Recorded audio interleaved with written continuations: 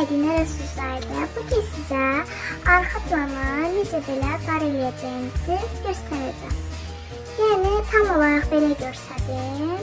Arxa plan görürsünüz kimi belədir, belə qaradır və otomatik qara olanda da belə sarı işıq çıxır və bunu necə eləyəcəyinizi göstərəcəm.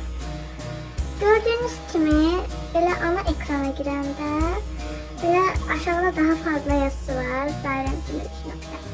Ona basırsınız. Sonra aşağı gelirsiniz və buradan ayarlar var. Ayarlara gelirsiniz. Sonra ən aşağıda burada cihaz tərtibləri var.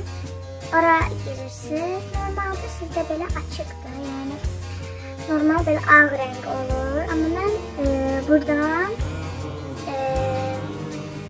belə açıq yazılan yeri koyu eləyirəm və belə qara olur və otomatik belə də arxa planda qara olur.